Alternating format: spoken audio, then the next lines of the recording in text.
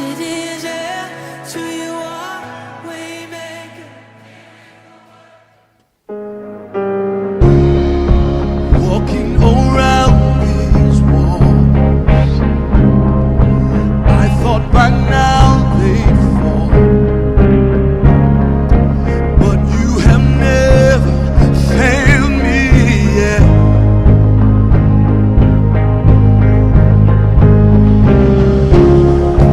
Waiting for change to come, knowing the battle's won, for you have never failed me yet.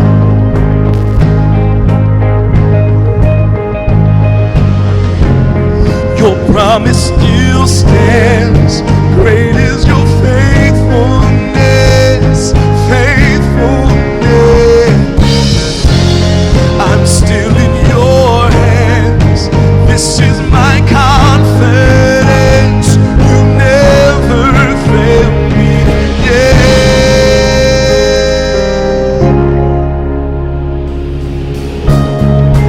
I know the night won't last.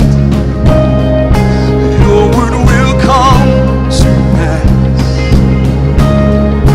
My heart will sing your praise again.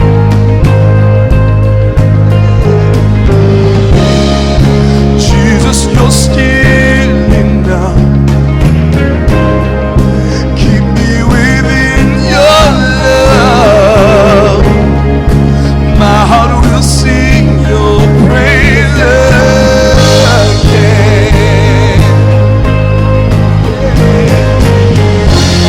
Your promise still stands.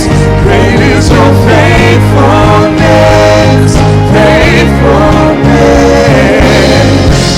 I'm still in your hands. This is my confidence. You never fail me.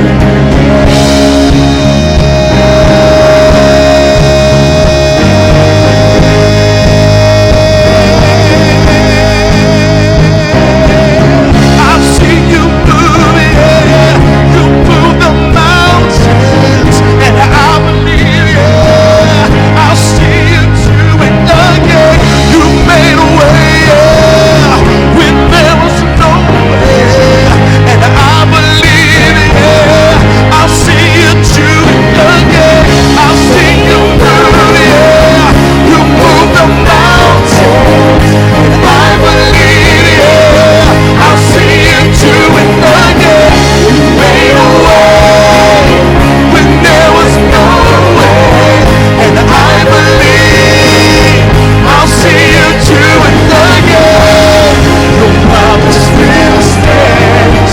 Great is your faithfulness, faithfulness.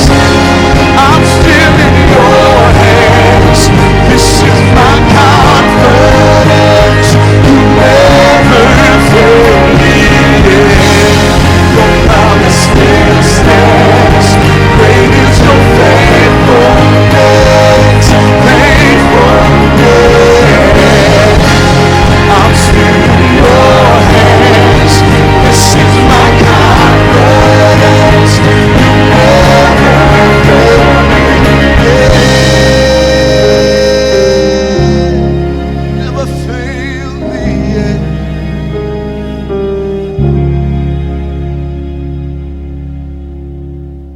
So we are still in this. We are still in this together of just adjusting to this new normal. You know, it seems that things they've changed, but now it's like, well, this is what it is now. And we want to predict an end, but it's like, well, we don't know when that's going to be. But it's just kind of weird now. It's like this new normal of how you interact with people. And for me, being an extrovert, and my first reaction when I see someone is like, let's hang out. But now it's stay away. And, it's just this new way of adjusting to interaction with people.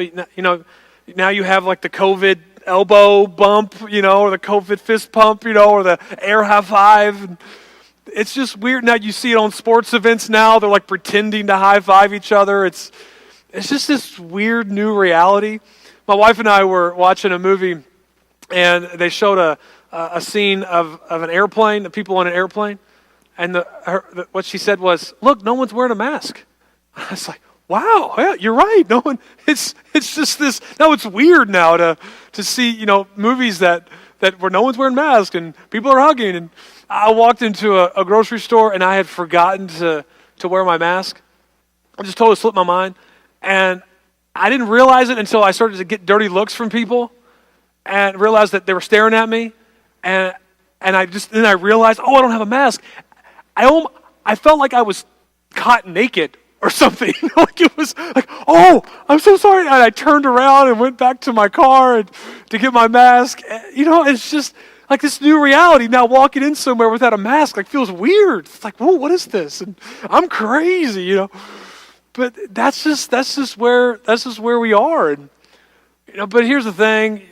Beyond that, it's the struggles that now have come out of that, of dealing with kids now that in the house all the time and trying to do learning through a screen, through Zoom, and trying to have all the kids on a screen and all at one time and making sure the internet works. And it's just, I don't even want to count the hours my kids have been on screens throughout all this. It's just where we are.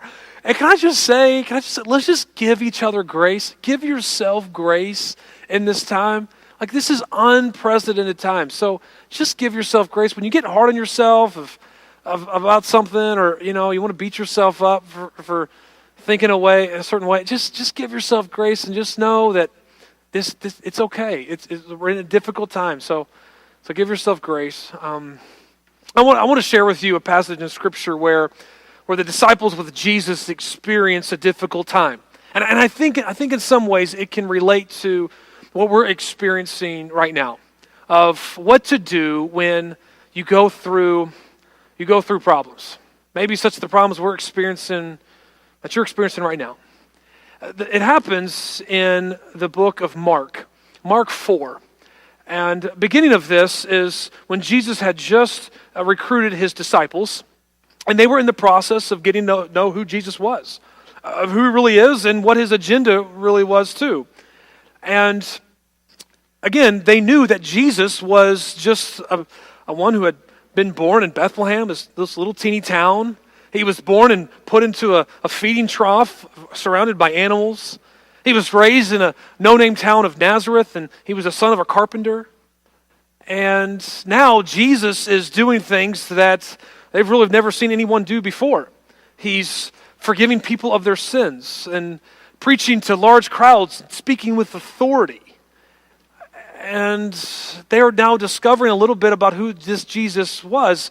But here's the thing. Jesus goes back to his hometown of Nazareth, and the people there, his own people, they tried to bring him aside.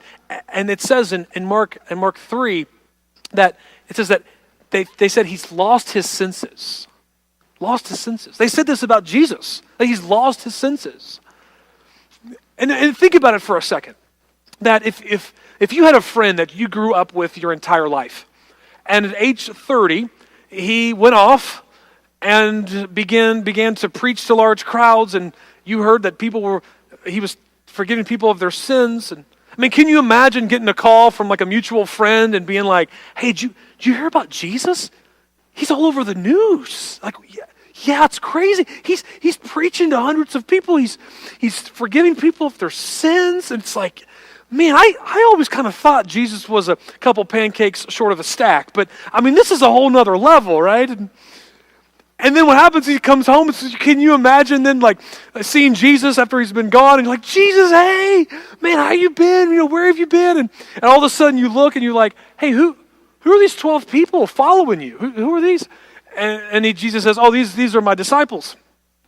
And you're like, oh, okay.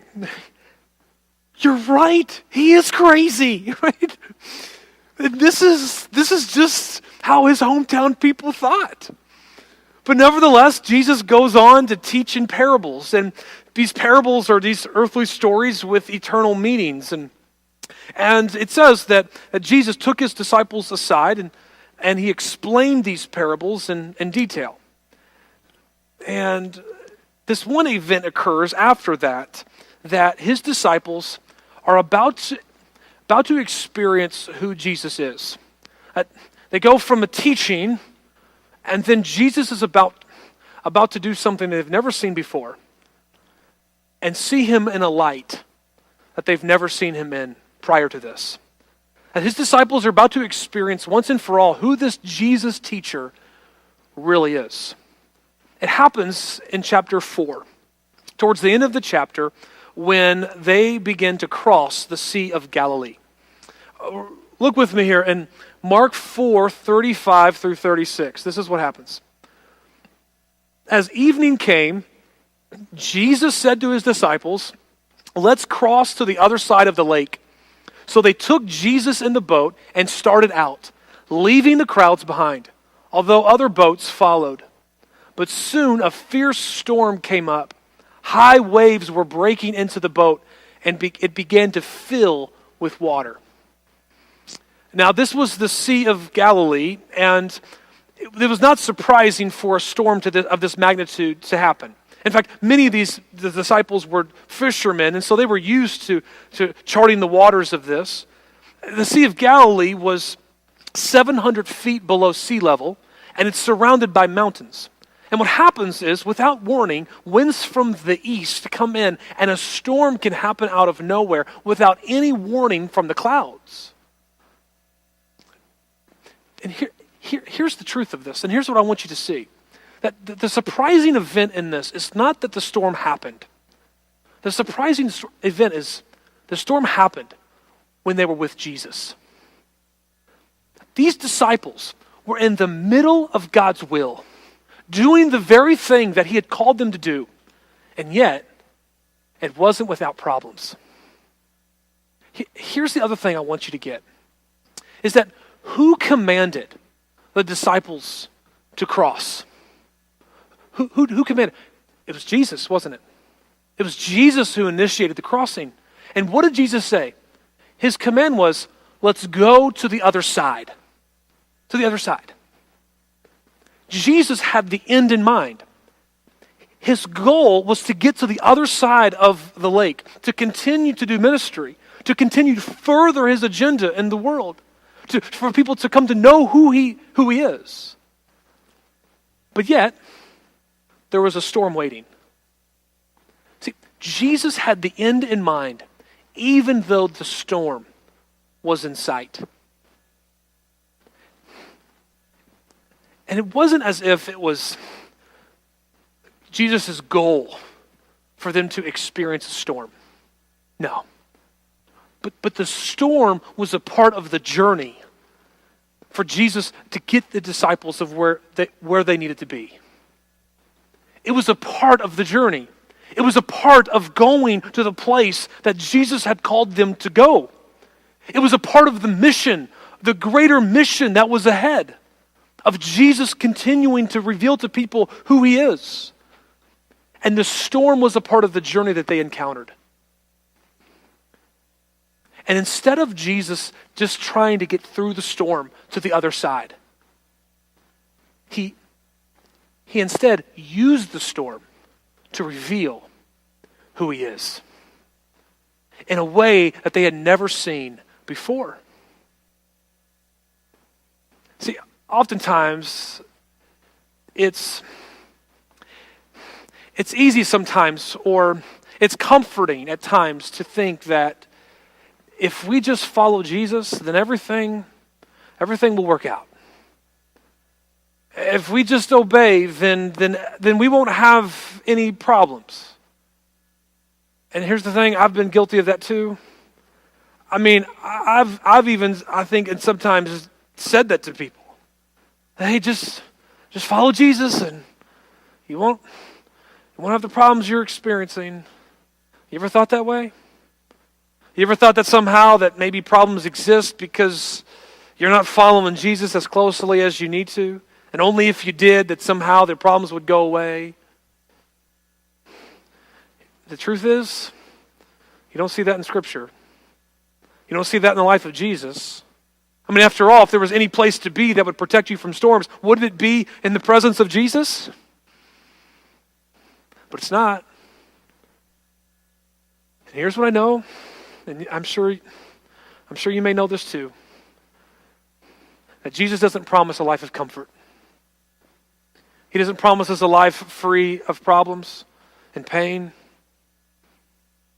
But he does promise his presence. That in the midst of our problems and that in the midst of our pain, we have the presence of an almighty God with us. And when we have the presence of Jesus, we have the opportunity to experience peace in the midst of the storms that we encounter. I want to read what happens next in Mark 4 later on.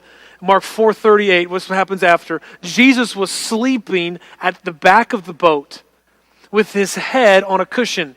The disciples woke him up shouting, "Teacher, don't you care that we're going to drown?" When Jesus woke up, he rebuked the wind and said to the waves, "Silence, be still." Suddenly the wind stopped and there was a great calm. Then he asked them, "Why are you afraid? Do you still have no faith?" The disciples were absolutely terrified. "Who is this man?" they asked each other. "Even the wind and the waves obey him." What I love about this account that beforehand that the gospel writer gives so much detail to the event that he says that Jesus was asleep. Not only was he asleep, but his head was on a pillow. I love that. I mean, it points to the accuracy of the event, of that such detail was given. And then afterwards, it said that the disciples said, "Don't you care that we're going to drown? Don't you care that we're going to drown?" The disciples had already forecasted their fate. They had already concluded what was going to happen before it happened. They had already thought to themselves, I guess through some sort of reasoning or what they've experienced before. I imagine they've recalled stories of friends of theirs who were fishermen, that the great storm on the Sea of Galilee came and their boat capsized and they drowned themselves. I imagine they knew those stories. And so I guess through their reasoning, they were taking those stories and the circumstances that surrounded them and put two and two together and said, "This is what's going to happen. This is what's going to take place." All the while missing the fact that Jesus, who had all power and authority, was in their midst. One who had power over their circumstance. The one who had the power to silence it all. And he did. Jesus used the experience as a way to reveal himself in a way that they've never experienced before.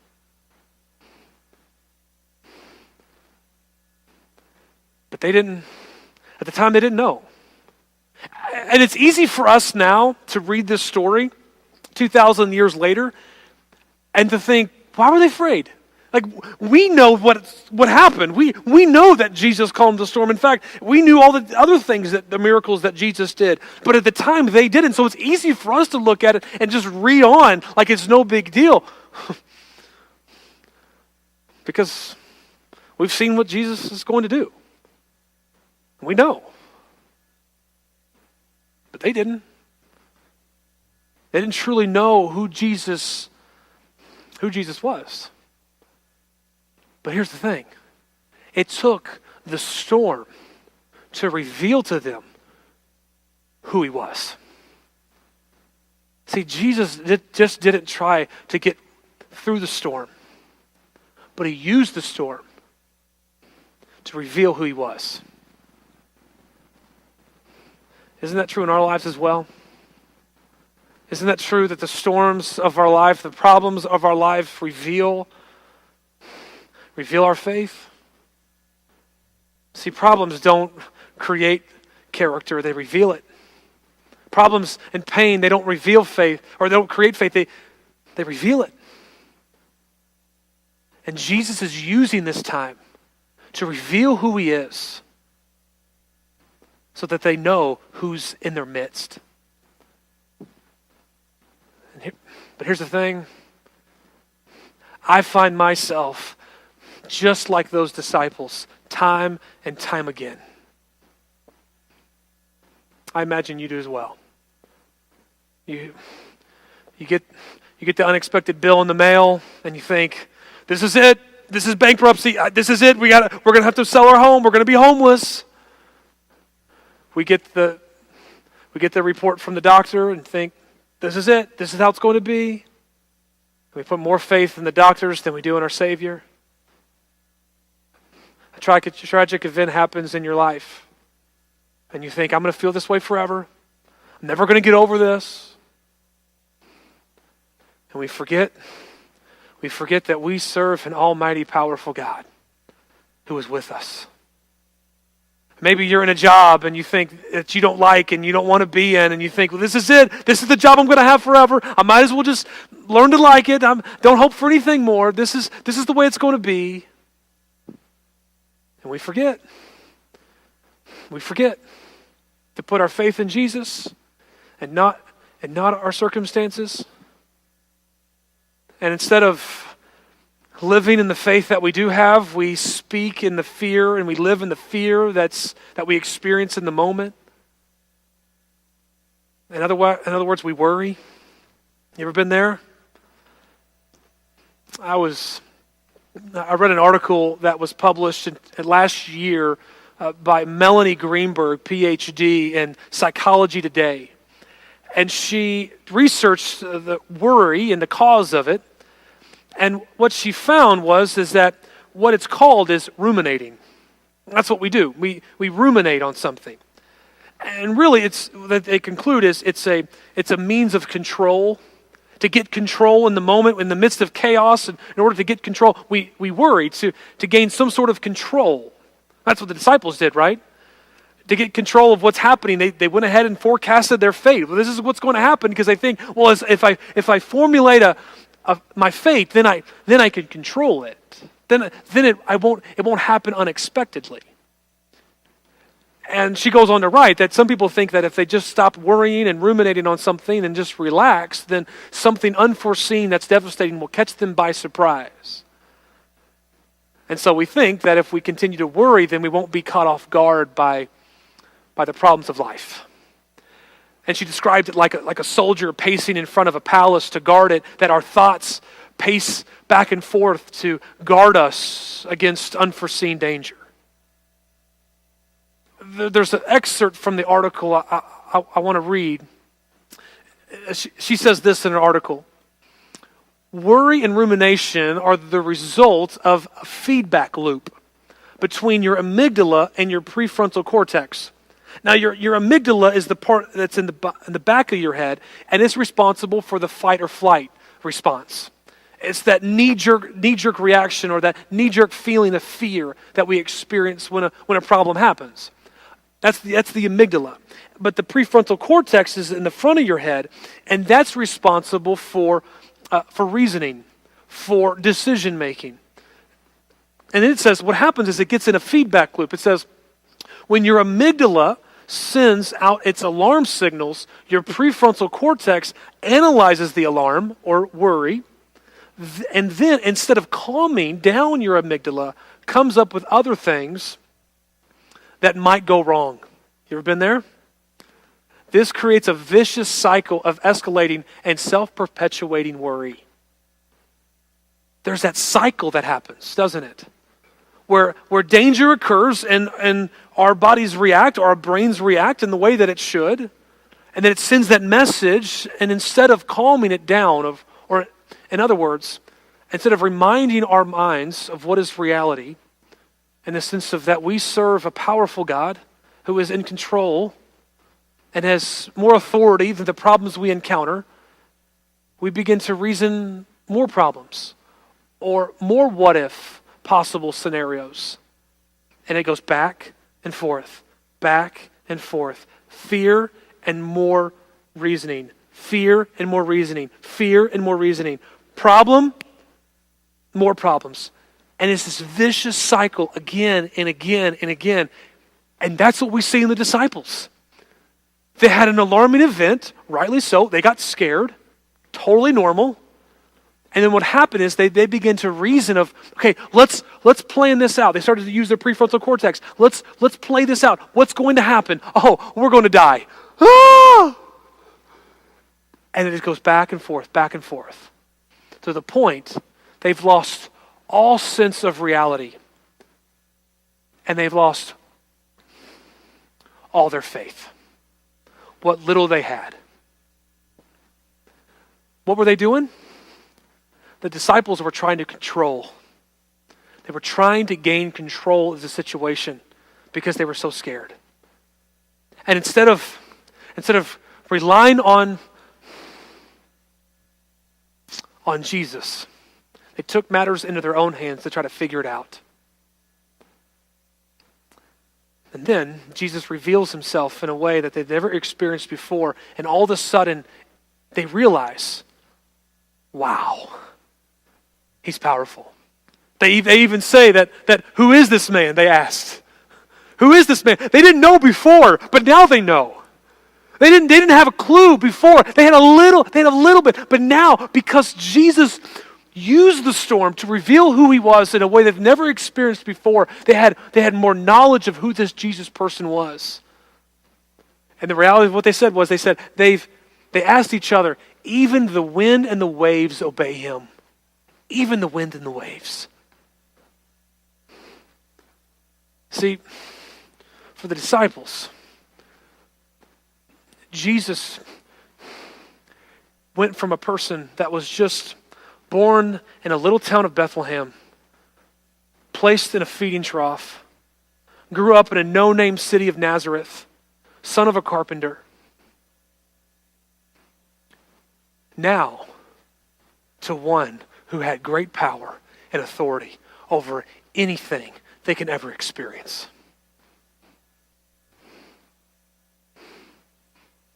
Don't miss this. Don't miss this. Listen. No matter what you're going through, no matter what you're experiencing, we serve a God who is working not despite it, but he's working in it. Don't miss it. Don't miss this. We serve a God who is in the business of bringing us closer to him in the midst of our chaos, so that we experience him in a way we've never before. So what about you?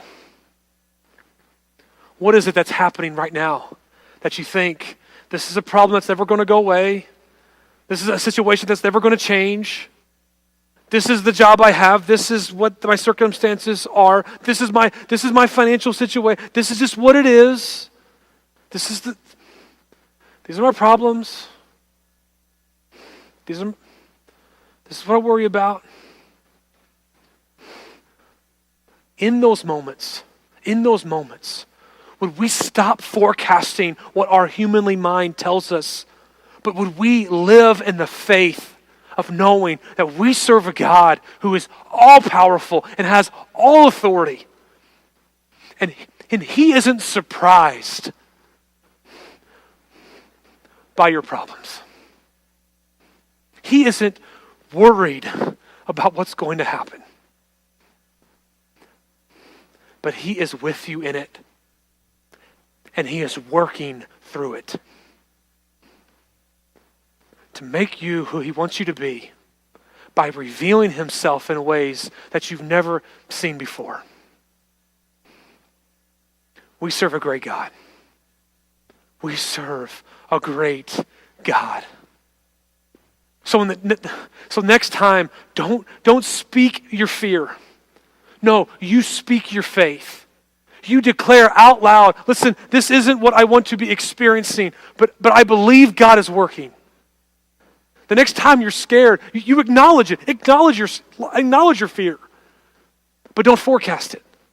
No, you allow your faith to take over and believe that I serve a God who is with me and he is for me and he is in the business of working through this situation to reveal how powerful he is in ways that I've never seen before so that I can have a testimony of telling people, let me tell you about Jesus and what he did. You think the disciples did that? Oh yeah. There were other people with them in other boats. You think they left and told stories about Jesus? Oh yeah. Have faith and believe that in the midst of our storms, that God is working. And he's in the business of bringing us closer and closer to him through it so that we experience him in ways we've never before, so that he is glorified, so that he is praised, so that we tell stories of how God used and worked through our pain to reveal who he is in ways we've never seen before. Let's have faith. And raise them to glory. You are my champion. Giants fall when you stand undefeated. Every battle you've won. I am who you say I am. You crown me with confidence.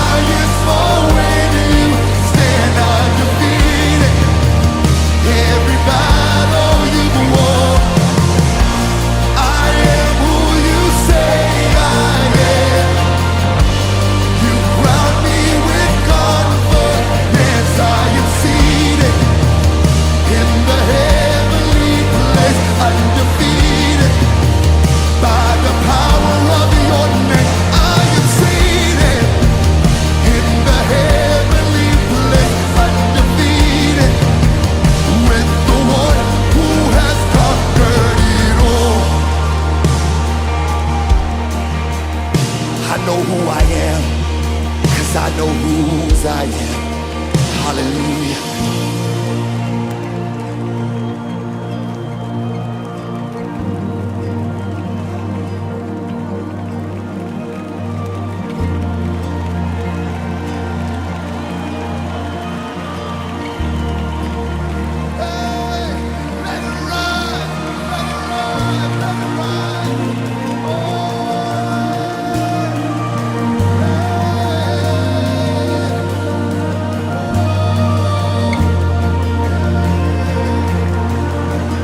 Nothing left to prove. There's nothing left to prove. He freely gave it to us.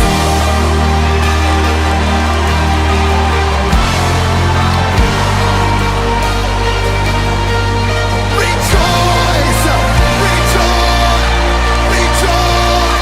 Freely he gave.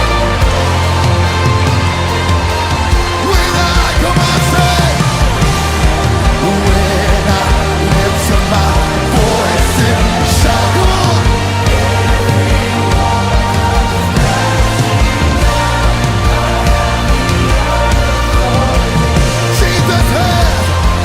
Jesus has given me.